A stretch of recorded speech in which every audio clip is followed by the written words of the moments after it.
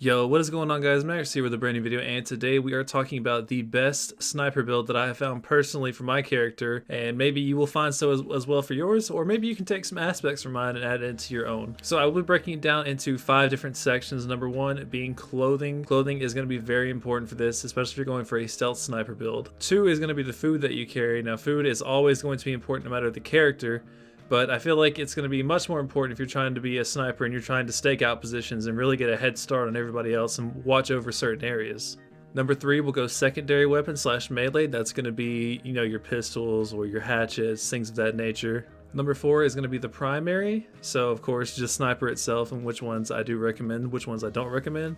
And last but not least, you're going to be looking at the actual positioning of the sniper itself. And no, I'm not talking about the gun, I'm talking about the physical position of your character relative to how you're going to fight a situation or how you're going to overwatch an area.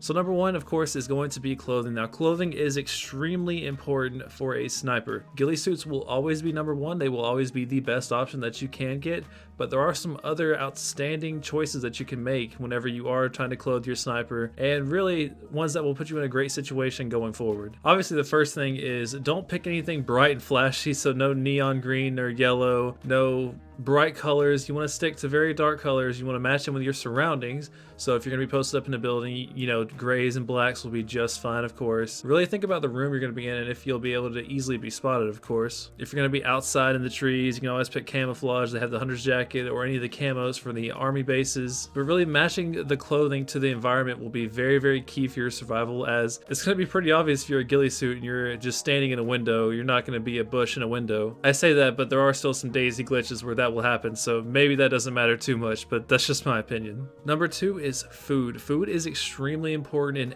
any build that you will ever do. Sniper is no different. I don't feel that canned goods and cereal or anything that's already made is going to be very, very good for you in this case, as you might be in a long firefight just watching over a city for 45 minutes to an hour on end, so you don't really want to have to rely on going out to actually get these items. It's much better off if you can hunt ahead of time, and plus it does work very well to actually giving you some practice with your shots and knowing your gun a little bit better. I recommend trying to hunt pig, cow, maybe a deer, but the deer is going to be a little bit too difficult, so it kind of defeats the purpose, sadly. Just any big game animal that you can store a lot of meat with and it's not going to keep you that overweight. Don't go out just get chickens, you're going to waste your time. It's going to be much easier for you just to get maybe a pig or two or just a big cow and then call it a day. Number 3 is going to be your secondary / melee. Now, even though you will be going for a sniper build, you're going to have to obviously go into cities and loot. It's much easier if you do have a secondary that you can rely on for close quarters, or even a melee for when zombies come for you. Now, personally, I think it's going to be much easier to have maybe a secondary pistol and then actual melee, because you can use the melee in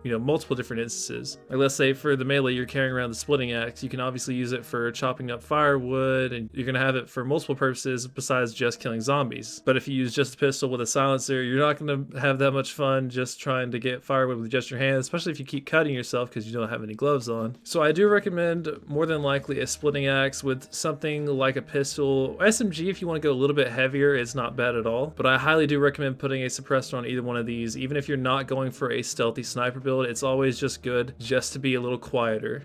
Now, number 4 is going to be the primary, so your actual sniper rifle itself. Of course, you could just pick up any gun. You can even use the BK-18, the single shooter. I think that's the name of it. And technically, you could snipe with it. I don't recommend it, but technically, you could do it.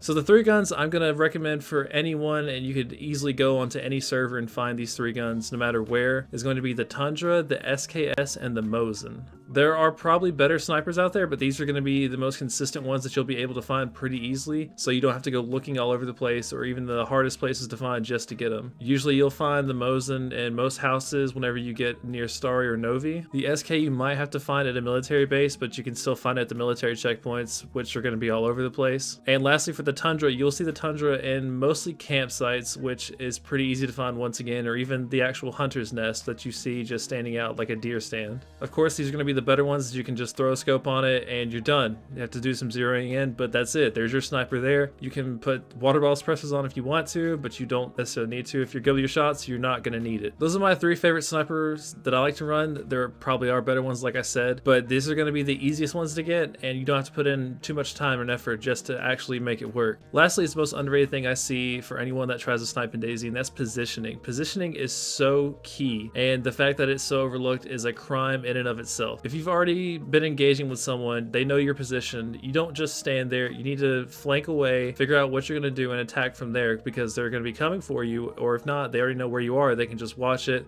So next time you peek it, you're gonna be shot. It's over. But with good positioning, you don't have to worry about something like that, especially if you make your shots count. But with good positioning, you can flank away, you can catch people off guard. If you know where they're going, you can get in front of them, or you can get off to the side of them and line them up perfectly for the easiest shot in the world. It's going to make your life a whole lot easier, and it should be a criminal offense the amount of people that underrate just how good key positioning can be in any firefight, especially one when you have a long-range weapon, and that's roughly it. Yeah, guys, so that is going to do it for today's video. Let me know if I missed anything, or maybe you have any other tips for anyone else in the comments down below. Thank you guys so much for watching. I'll catch you guys in the next one. Peace.